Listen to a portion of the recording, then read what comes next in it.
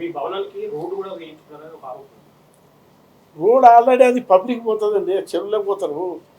మీకు ఒక విషయం తెలియదు, ఆ రోడ్ లోపల రోడ్ వేసుకోరా.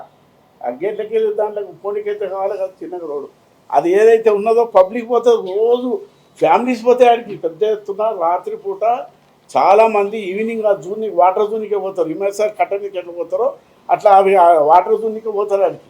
అది రోడ్ అది వాళ్ళంతా గవర్నమెంట్ వేసుకున్న రోడ్ అది. అప్పట్లో వాళ్ళు మన గ్రామ పంచాయత్ ద్వారా రోడ్ వేసుకున్నారు, మనకు సంబంధం లేదు. అయితే అది మీరు అన్నది కరెక్ట్. ఏంటంటే జనం చూనికే పోతారు ఆడికి, అది నాకు సంబంధం లేదు.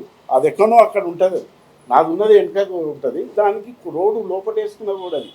వాళ్ళు చెప్పింది తప్పది. ఎవరైతే చెప్తున్నారో రోడ్ వేసుకున్నారో ఆ గేట్లకి వెళ్ళి పోనీకైతే ఇంటికి పోనీకైతే రోడ్ వేసుకోవాలి కదా, సింపుల్గా రోడ్ వేసుకోవాలి. అసలు లేనే లేదు, వెళ్ళలేదు. అవును, అది ఉంటే దానికి ఒక రూల్ ఉంది బై సాబ్. ఏమున్నదంటే ఒక్కొక్క చెరువుకు ఒక్కొక్క దానికి ఒక్కొక్క రూల్ ఉంది.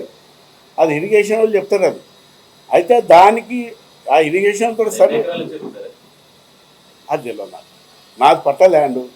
నాది 14 ఎకరాల 14 గుంటలు, ఇంత తక్కువ 15 ఎకరాల ల్యాండ్ నాది. Survey number 13. 10 ఎకరాలు ఉన్న చెరువుకి 9 ఫీట్లు, 20 ఎకరాలు ఉన్న దానికి 18 ఫీట్లు. అట్లా బఫర్ జోన్ ఉంది. మీరు ఎన్ని ఎకరాలు ఉంది ఆడ చెరువు దాని పక్కన? చెరువులకు అసలు దానికి సంబంధించిందే లేదు ఆడ. నేను కట్టిన దానికి మీరు చెప్పిన దానికి సంబంధం లేదు. అది వాళ్ళు ఆల్రెడీ వేసి ఇచ్చారు, అది నీకు రాదు ఇది అని చెప్పేసి.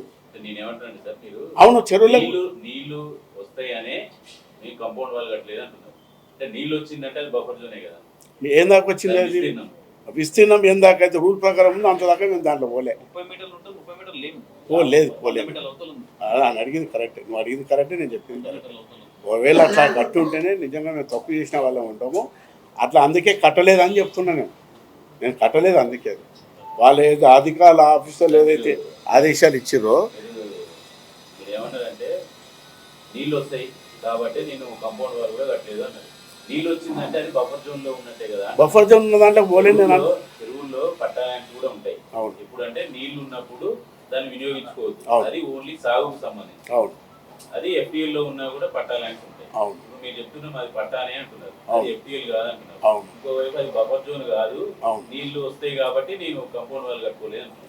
చెప్పేదానికి ఒకదానికి ఒకటి ఇంటర్లింక్ కాదు, క్లియర్ చేస్తా. అదే వాళ్ళు ఏదైతే ఆఫీసర్లు చెప్పారో మీరు ఇక్కడ ఈ పరిధిలో ఇచ్చి ఇక్కడ కట్టుకోవాలని చెప్పారు, ఆ పరిధిలో కట్టుకున్నాను నేను. అక్కడ ఏదైనా కట్టి ఉంటే తప్పు చేసిన వాళ్ళం అవుతాం కాబట్టి అందుకే అక్కడ కట్టలేదని చెప్తున్నాను నేను. మీరు చెప్పింది నాకు అర్థమైంది. మేము రూల్ ప్రకారమే ఆ బిల్డింగ్ కట్టుకున్నాం. అధికారులు ఆ ట్యాంక్ పరిధి విస్తీర్ణం ఎంత, దాని ఎఫ్టీఎల్ లెవెల్ ఎక్కడి వరకు అని చూపించారు. అద్దులు ఉన్నాయా? ఉన్నాయి, ఆ అద్దుల ప్రకారమే కట్టినా. అద్దులు వేసారు, మార్పు చేసారు. వాళ్ళు ఎవరైతే ఆఫీసర్లు వచ్చారో మార్పు చేసారు. ఇక్కడ వరకు ఏది ఉంది, ఇక్కడ వరకు ఉంది, అక్కడే కట్టుకున్నాం. సార్ ఇప్పుడు సర్వే చేసి అది ఎఫ్టీఎల్లో కానీ బఫర్ జోన్లో కానీ ఉన్నదని చెప్పేసి అంటే కూల్చేస్తాను. సరే పెద్ద కూల్చాక మాదేంతండి, చిన్నది అది తప్ప రేపే కొట్టి పడేస్తుంది. 20 ఏళ్ళ కింద కట్టిన బిల్డింగ్ అది, ఇప్పుడు కట్టింది కాదు. అది కూల్చేస్తాం మేము.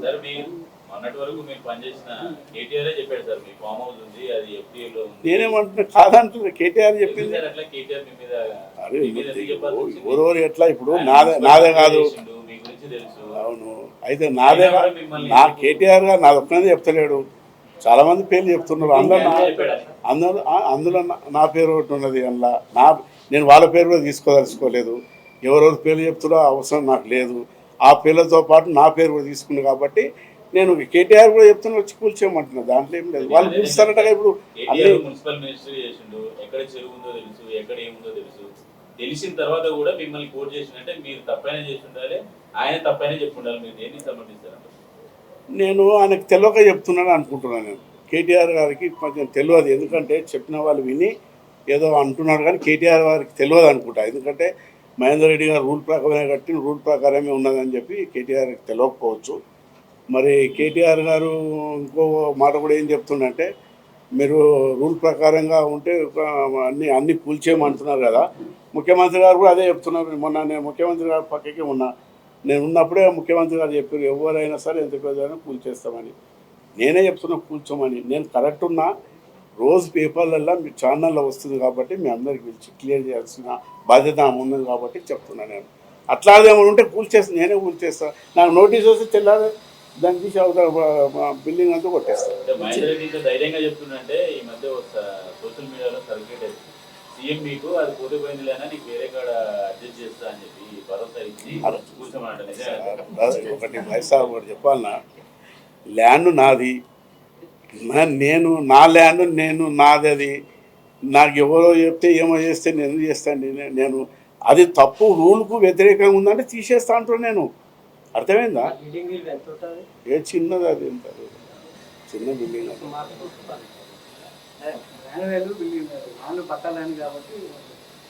అది ల్యాండ్ చాలా కాస్ట్లీ ల్యాండ్. అది బిల్డింగ్ చాలా చిన్నది. కూల్చేస్తే ఏమో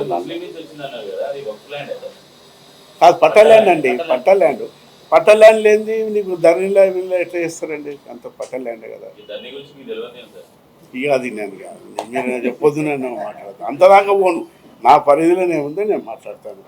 నా ఒక్కనే లేదు, అక్కడ మ్యారేజ్ హాల్స్ ఉన్నాయి.